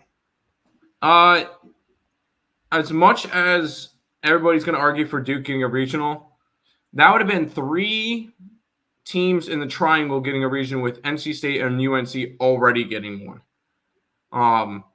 Which I think was probably the bigger reason why they didn't get one, because they didn't want 3 regionals within 45 minutes of each other. So instead, they gave it to Greenville. It's an hour and a half. Yes, but still, that's just wrong. Though I get it. Yeah, Chapel Hill and Raleigh were there. Although the facilities at Duke are obviously, they were never going to get a regional. Oh, they're in the town bank. They're in the town bank center. ECU. right now. Yes. They're at yes, the one building about the football field. All right, I'm gonna have to pull up the show on my phone because my computer keeps lagging, and I don't want to be behind you. By the way, if you are ahead of me, Nick, do not reveal anything. I want to be the one that reveals stuff. I have I have a feeling I will get notifications before, because I also have notifications on for NCAA baseball on Twitter. All right, then so I will for the sake of the show, Nick, if you're able to mute those notifications or just not mention anything. But according to D1, these are the latest projections of regionals. Which LIU is going to get destroyed. We'll quickly run through these because these are a couple of them. Plus, we got a couple minutes. I don't hate that draw for ECU. I don't at all. Although, as crazy as it sounds, I kind of want a tougher team for the 3 seed. Yeah. Ooh, Thunder. Oregon State have Oregon State as the 15. Duke wins it all. I like Hurley props and Grant Hill props. This is not basketball. I appreciate your thoughts though. I will say, and another thing I want to mention, Santa Barbara got a regional, which was extremely surprising to me because Florida wins that regional. If it's UC Santa Barbara, San Diego, Florida. Yeah. Florida. Although San Diego, the Orioles have had a really good year. Although if I would have to say, I do think San Diego has a decent shot. But Santa Barbara Stadium only holds 1,100 people, which is a little bit surprising to me that they actually got a regional. And one thing to look at here as well, that if this projection is right, which who knows if it is, one thing that I think will not play in Florida's favor though is you're going all the way from Baton Rouge to Santa Barbara, California. That's a terrible draw for them. Yeah, regionals, 14 really double elimination. To get that. By the way, I have the volume up a little bit on my computer. Can you hear it? I cannot. I don't have any volume on my computer. So. All right. No, meaning could you hear the noise through my thing? No, I can't. Okay. Tennessee is number 1. Yep. That was no surprise right there. None whatsoever. 15-11 this season, 22-8 in the SEC, a 3.83 ERA, which is the 4th in D1 baseball. Yeah. They were the best team in college baseball this year. I don't really think it's – well, I could say it was close, but number 2, Kentucky. That makes sense to me. 40-14 this year. Really? They tied with Tennessee at 22-8 for the SEC. The only reason why Tennessee won it, they won the series. They had the tiebreaker. 109 stolen bases, which was 17th in D1. Kentucky has been a really good school, but I'll call it, if Kentucky gets a tough draw, they have Nebraska, if they could have Nebraska in the regional, I would take Nebraska. All right, I was wrong because UNC is not 3. It'll be Texas A&M, the Aggies, which were 44-13 this season, 19-11 in the SEC, a 3.97 ERA, which was 8th in Division I baseball. So shock. 1, 2, 3, SEC. As they probably should be. SEC is still the best conference in college baseball, and I don't think it's particularly close. And the Tar Heels get number 4. So I'm not surprised at that at all. 42-13, 22-8 in the ACC, a 3.11 batting average, which is 21st in Division I baseball. They feel like a very underwhelming 4 seed. They were also they won the regular season in the ACC. They were extremely dominant at home. So I trust that. ECU has a series win over the number 4 seed in the nation. Correct. Number 5, Arkansas. 43-14 this season, 20-10 in the SEC, a 3.66 ERA, which was 2nd in Division I baseball. Arkansas is going to be is obviously a force to be reckoned with, but at the same time, after Hagen Smith in that rotation, we'll see. Hagen Smith is that dominant. Yes. Players can get drafted out of high school. Clemson with the Clemson gets number 6, which is exactly where I expect. So far, the only ones I've had wrong are A&M and UNC switched up. Clemson 41-14 this season, 20-10 in the ACC, 4.53 ERA, which was the number 2 in the ACC. This is a Clemson Tigers team that was really, really good this year. So, yes, number 6 seed in the nation. I understand why they are that high. Although they completely bombed out the ACC tournament. All right, I was off a little bit because Georgia is getting the number 7. Interesting. I thought after their ugly performance in the SEC that they wouldn't have gone it, but number 7 in the nation, Georgia Bulldogs, 39-15 this season, 17-13 in the SEC, 140 home runs, which was 3rd in Division I baseball, led by and the future number 1 overall pick on their roster as well. Correct. Number 8 goes to the Seminoles of Florida State, 42-15 this season. You don't have to say give me every single team we mentioned. Huh? You don't have to say give me every team we mentioned. You don't have to do that. He says, okay. give me Kentucky, give me Arkansas, give me Clemson, no, stop.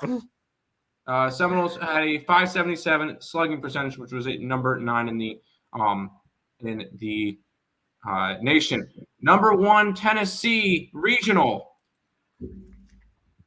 Who will? Let's see. They get Northern Kentucky. You're ahead of me. All right, you are a solid like 5 seconds ahead of me. So congratulations to Northern Kentucky, which is the Horizon League champions. They got in as the 4 seed there. I'll wait a couple seconds and then say it. Number 2, really? Indiana. I'm a little shocked that they're a 2 seed. That's a very interesting. Oh no, sorry, they're the number 3. For sure, they're the number 3. My bad. Southern Miss gets the 2 seed. Southern Miss gets the 2 seed. I hate that draw if you're Southern Miss. I really do. I mean, you get. I'm not happy with the draw either if I'm Southern Miss. But those are the matchups for the first games. Tennessee should take care of Tennessee runs away with this one. And Greenville. So ECU is the 16. And we get to know now, who they get right off the rip. Let me see who the teams are. Let me say them because I know you're 4 seconds, 5 seconds, 6 seconds ahead of me. So yeah, so the ECU Pirates have set up in the Supers. Who's coming to Greenville? Yeah, they're set up in the Supers with potentially Tennessee. Gross. The 4 seed in the Greenville Regional will be. I was right. Evansville. I was right on that one. I said that last night. Wow. All right. This is the big part, though, Nick. This is the big part. I expected them. Wilmington will be the 3 seed. I think Wilmington will be. It is not VCU. Wilmington. VCU is the 3 seed, which is telling me Winston-Salem's coming here, but we'll see. Really? The 2 seed is Wake Forest. Sure. Don't let me see it. Yep, there it is. Wake Forest. I'm okay with this draw. Wake Forest. I'm okay with this draw. I think VCU competent enough to give. What do you call it? A run for their money. Wake Forest. Yeah, ECU the 16 seed. I'll take it. I knew that was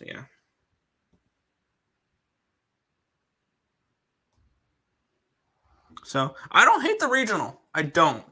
The scariest team is Tennessee, obviously, but I'm interested in I'm interested in VCU to win game 1 there. The Norman regional. Oklahoma gets the 9, which at this point we expected. They will be playing Earle. Earle Bob. They were under 500 this year? They were. But they played a lot of tough out-of-conference opponents. Ooh. Good, they got it. UConn will be the 3 seed. And the 2 seed in Oklahoma will be Duke. Duke is heading to Oklahoma. I'm pissed if I'm Duke. That's terrible. I would be so really bad. pissed if I was Duke right now. That's really, so really bad. Oh, Brian's going to be pissed about that because he's a Duke and Oklahoma guy. Wow. That's a tough regional. Florida State, obviously we have has the 8. Who will be the 4 seed with Florida State? Stetson. Okay.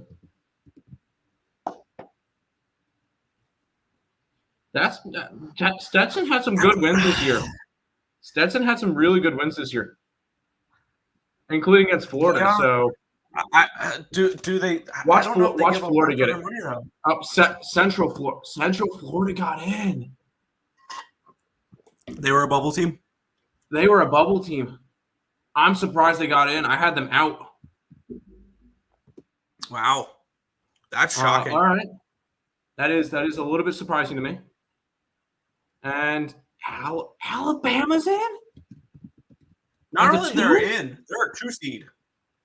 They're a 2 seed. Florida State runs away at this regional. Florida State wins easy. I think this is a Florida State regional for sure. And I would lay $1.20 on Florida State to win this regional. I don't think it's close. That's an easy ass draw. That's a good. All right, we go to the 5, which is Arkansas. Florida State to Omaha. Florida State goes to Omaha. I can see that, yeah. 446. I don't know if it's minus 120. I don't. Arkansas is the 5 seed. Who do they get? Probably some.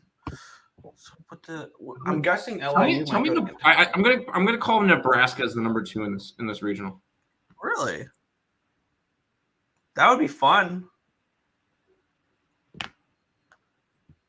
They get SEMO as the 4 seed. I hate being 8 seconds behind you. I'm sorry. I would put it on the main screen, but we're not allowed to. Yeah. That's about right. As the 3 seed. Oh, they didn't just do that. They showed off the Kansas State team, and then it had Kansas Jayhawks. Oh, I thought it was the matchup that they got. No, let's see. Kansas State will get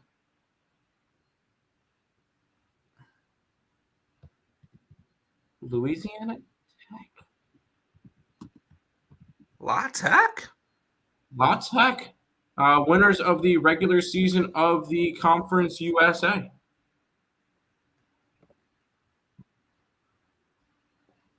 So we'll end up seeing the 12, which I have as Oregon State. Let's see who actually gets the 12. Charlottesville. So they had Virginia as the 12. 9, 10, 11, 12. I'm surprised. That's a little bit low for Virginia. I think it's about right for this year, though. And they'll get the Ivy League champion Penn Quakers as the 4 seed. Brian put out a tweet. If you know me, you know why this is utterly hilarious. With the yes. So Virginia gets the Ivy League champs and the Big East champs as St. John's is heading to the regional as well. And oh my God.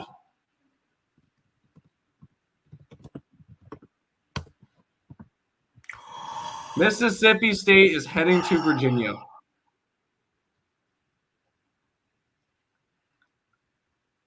Wow. Mississippi State. I hate that draw from this. Yeah, Mississippi State to Omaha. I love that draw from Mississippi State. I think Mississippi State absolutely love it. Yeah, I could see it. And I can see La Tech upsetting Arkansas. Virginia is not the same Virginia this year. They're just not. They're not. So I could see it. It's gonna be Mississippi State, Arkansas, right? We think La Tech maybe. I think La Tech. Yeah, I can see that. Tucson. So now we're talking number 13, Arizona. The Pac-12 champions for Arizona. Who do they get as the 4 seed? Come on, play. They'll play Grand Canyon. Refreshing. The WAC champion, Grand Canyon Antelopes. And they're only in because Tarleton State was ineligible. Tarleton State won the WAC. Number 3 seed in the regional. Take me home. West Virginia. They were a bubble team. So we'll see. We'll see. Oh, well, they weren't really a bubble team, but they dropped to a 3 seed. So, oh my God. I know who I'm picking for that regional. I love it. I love the draw. I like the Patriots in this one. Dalbat. I love the draw for Dallas Baptist in this one, for sure. Yeah, that is a really nice draw for them. All right, who's heading to Chapel Hill? I'm gonna guess LIU as the 4 seed here. I'm gonna say LSU heads to UNC as the 2 seed. Ready? But first, the 4 seed. You had it! Wow, Long Island University Sharks. Then Go Sharks! Let's go Sharks! Go Sharks! Go Sharks! So you're caught up with me now. All right, Wofford is the 3 seed. Do not sleep on Wofford. The SoCon champions. Definitely not an easy out. Definitely not an easy out. Who's the 2 seed? This one's gonna be, and it's gonna be a tough 2 seed for sure. Called it. LSU Tigers are heading to Chapel Hill. Give me LSU to win the regional. This is an LSU team that's been. They had a nice hot run through the SEC tournament, lost in the championship game to Tennessee 4-3. Definitely a team that could make a run in the bracket. So. That first matchup, though, Wofford is going to be interesting. Don't sleep on Wofford. They could definitely should definitely be interesting. I'm intrigued. I'm very, very intrigued on that one. So now we're down to what? Just the we got the 116. We got the okay. So now we get 3 next. We get the A&M regional next. 3, 4, 7, and 8. 3, 4, 6, and 7. So we're halfway through the regions being announced there. I think they're about to go to commercial break because they're halfway through. Now, this is okay. I know I'm getting excited for it, but these are. I would like to fade North Carolina in that region. I feel so as well. And I know this is going back to us, but. ECU, Wake Forest, VCU, Evansville. I think VCU has a chance to upset Wake Forest in the first game. Although it is against Chase Burns, which has been one of the best pitchers in the ACC. I'm just glad we don't get Chase Burns game 1. So against Evansville, ECU should be throwing out what, Connor Norby? Like, they're not going to throw out you Savage on Friday. No, they're not going to throw out Savage will be safe on Friday too. You save Savage for game 2, possibly against Wake Forest. You save Root for game 3, which could be against Wake Forest or VCU again. I think that's a very good regional for us. We knew Wake Forest or Duke was coming, and I am very happy with it being Wake Forest. Quite happy. You didn't want Duke? Especially the way that the pitching staffs line up. Sure.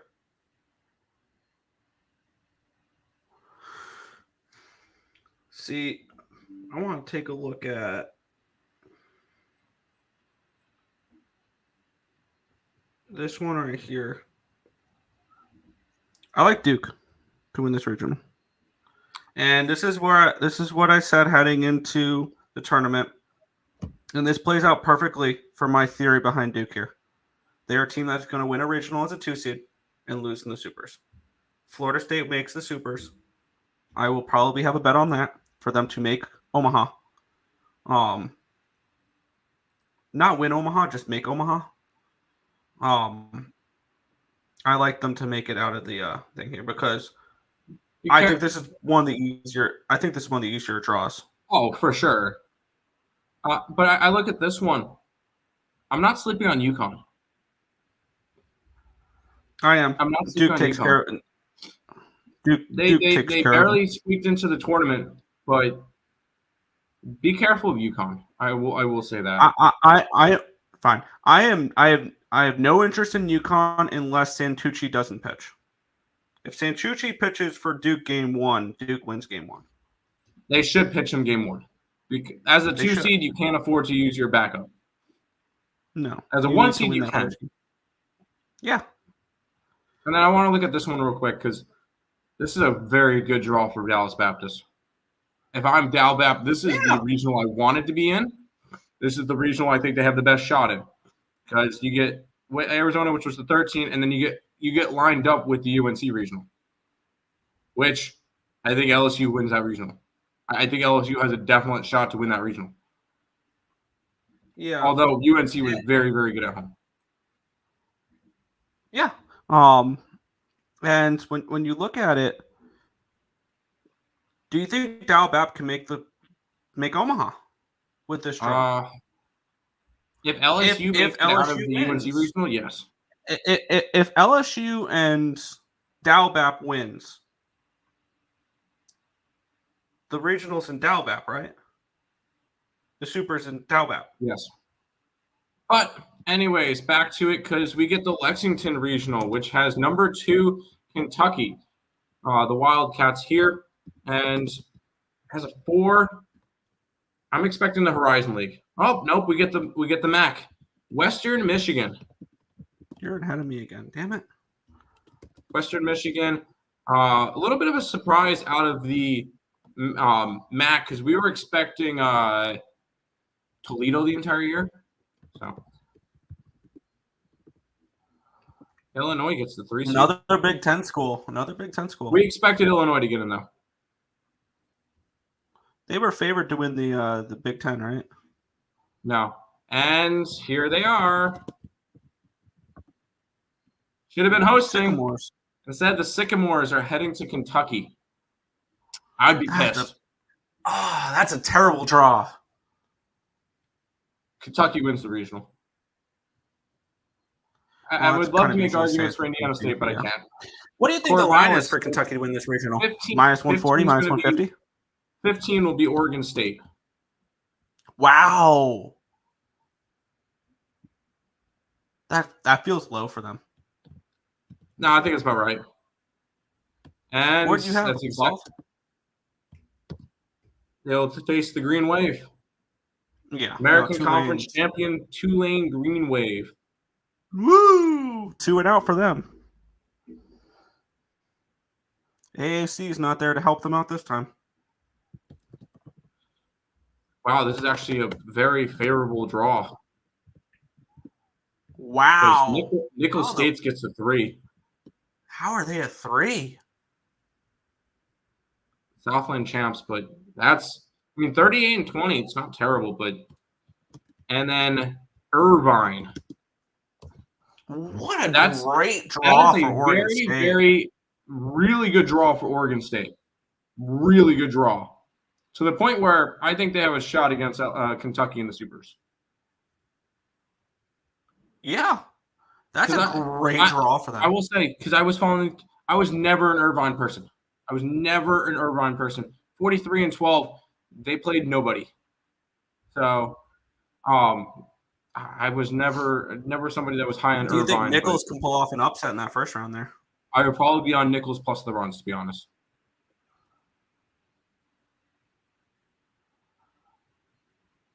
That's an interesting matchup. Is 446 making fun of us, or? All right, who's heading to Raleigh?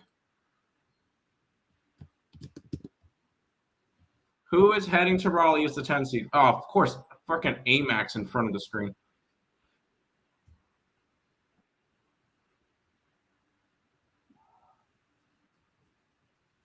and they just mentioned them. Yeah. Who was the what fourth storylines that would have been if ECU went to Greenville or went to Ryan? Bulldogs. The American East champion Bulldogs are heading to Raleigh. Bryant's been pretty solid squad out of the American East the last couple of years. They've made a couple of tournaments, so they got experience, but NC State's definitely going to be a big task for them. There's one of the bubble teams that we're looking at. James Madison, the Dukes are in. They were a bubble team. A lot of people, let's see, D1 had them out. D1 had them out. That's why they're going as crazy as they are, because they didn't think they did not expect to make it. That is good for JMU, although I don't see them doing anything. And the number 2 seed in the regional, South Carolina. That is a draw and a half for NC State. Gamecocks win this regional. I think NC State still wins the regional. I was not high on South Carolina this year. They were a mediocre SEC school. I think NC State wins the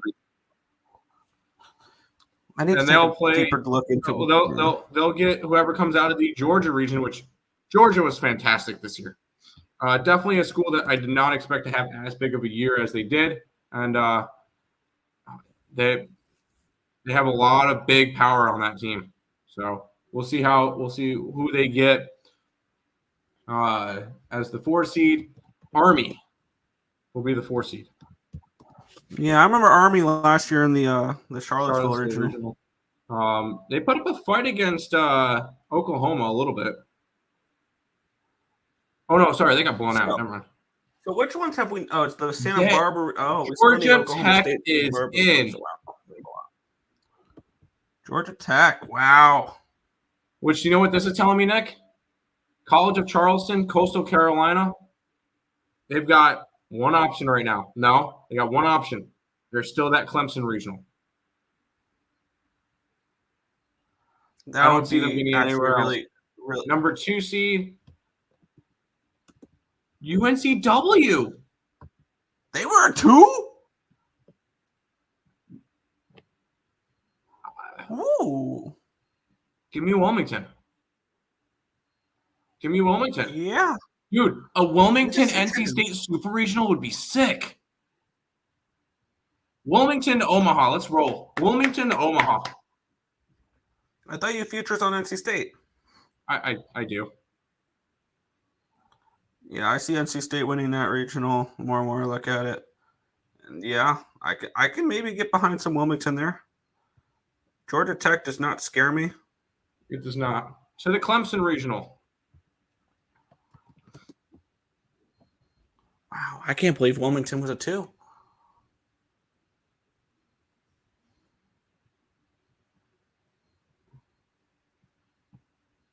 Clemson will get High Point. We expected to see High Point go to a North Carolina or a Carolina team in general. Sorry, High Point to the NCAA tournament for the first time in program history. That's good for them. There they are. Coastal Carolina gets in. I am completely surprised that I actually got it. 34-23 in the Sun Belt. Are you looking to fade them? Very surprised. And yes, I will be fading them because I've got my pick to make it out of the regional. Texas? Vanderbilt Commodores. So Texas is going to be going to what? Oklahoma State? No. That'll be interesting. No, Texas could go to A&M. Stillwater Regional. We still need A&M, Oklahoma State, and Santa Barbara. Yeah. So they'll do Oklahoma State next, and then they'll do A&M, and then they'll do Santa Barbara. Who will get it? It will be Niagara. Good old Purple Eagles. Good for them. Out of the MAC. The MEAC. The double A MAC. The 3 seed will be, of course, they get in. The Gators Florida are in the tournament. Oklahoma State's not a team that I have really any interest in backing. Who's the 2 seed? That's probably going to be the team I'm going to end up taking this tournament in this regional. 2 seed goes to Nebraska. Yeah, Oh, I'll take some corn. I'll look towards Nebraska, and the only reason why is Oklahoma State's hosted regionals in like 4 straight years, and they have not made out of any of them. And I like Nebraska over Florida in the opening game here. I need to see the lines. I need to see the lines first. I think Florida will definitely be favored.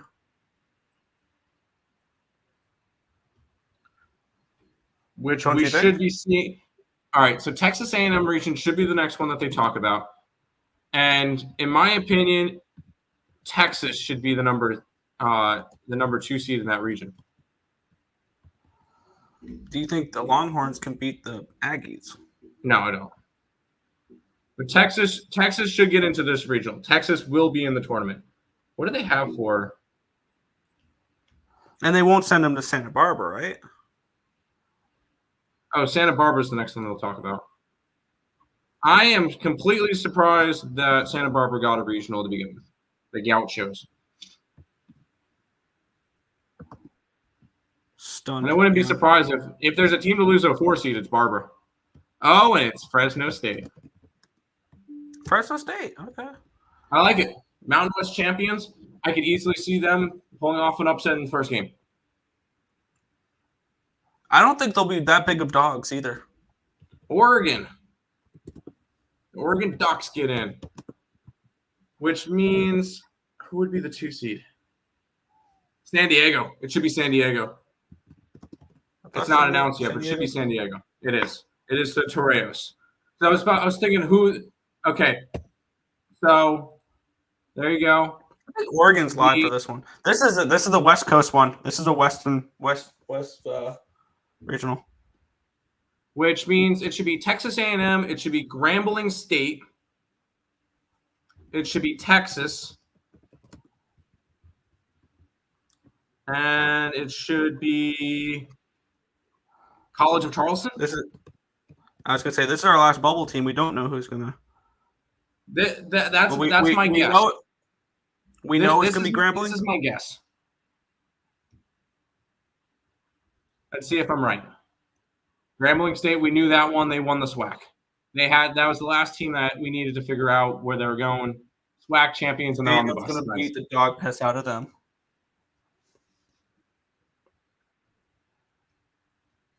I think it's going to be College of Charleston here. If not, then something's wrong with that. And I don't see Lamar making it, but let's see. College of Charleston, give it to ULL. Texas. Oh shit! It would be Texas gets the 3 seed there, and then it should be ULL. It should be ULL. I forgot about them. Yep, Louisiana Lafayette. So I was off. No College of Charleston. I'm a little bit surprised. No TCU this year, which I'm not as surprised about that one.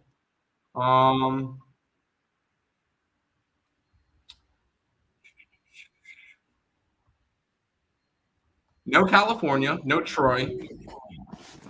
Georgia Tech got in. I'm still surprised that Coastal Carolina got in. Yeah, but is that everything? That's all the. That is all the regionals. So quickly look at them again. Here I'm gonna flip a bunch of them around. 1 versus 16. So 1 seed is Tennessee with Southern Miss, Indiana, and Northern Kentucky. They'll face the winner of the ECU region, which has ECU, Wake Forest, VCU, and Evansville. Number 2 is the Kentucky regional. They'll play against they'll get Indiana State, Illinois, and Western Michigan. They'll play the winner of the Oregon State regional, which has Oregon State, UC Irvine, Nicholls State, and Tulane. The 3 seed went to Texas A&M. In their regional is Louisiana Lafayette, Texas, and Grambling State. They'll play the winner of the Santa Barbara Regional, which has Santa Barbara, San Diego, Oregon, and Fresno State. UNC gets their regional. They get LSU, Wofford, and LIU. They'll play the winner of the Arizona Regional, which has Arizona, Dalbap, West Virginia, and Grand Canyon. 5 seed went to Arkansas. They get Louisiana Tech, Kansas, and SEMO. Will face the winner of the Virginia region, which has Virginia, Mississippi State, St. John's, and Penn. Clemson gets the 6. They get Vanderbilt, Coastal, and High Point in their regional. They'll play the winner of the Oklahoma State regional, which has Oklahoma State, Nebraska, Florida, and Niagara, which I think that works out very, very nicely for my Vanderbilt to win the championship ticket. Georgia gets the 7. They'll get UNCW, Georgia Tech, and Army, which matches up nicely. I forgot, Nick, I also have a future on Georgia, and I have a future on NC State. NC State will get the 10 seed. They'll get South Carolina, JMU, and Bryant. And then the final set of regionals are Florida State. They'll get Alabama, UCF, and Stetson. And on the flip side, Oklahoma will get Duke, UConn, and Oral Roberts. Thank you guys for a 446 comment of the day. Let's go. That is all the teams. Yes, that was a lot of fun. We will be doing a show on all the regionals. Me, Nick, and Bryant. Sometime this week, we'll talk over all the games. I'm truly, really excited. Once we have all the odds. Yeah, this is the best time of the freaking year. And I'm ready for more. But that's going to do it for this edition of the Earle Sports Bet Show and regional reveals. We'll see you guys tomorrow with another one. No outro today. Oh, no. I'll leave you with this outro. 1 second. Let me find it. Here it is.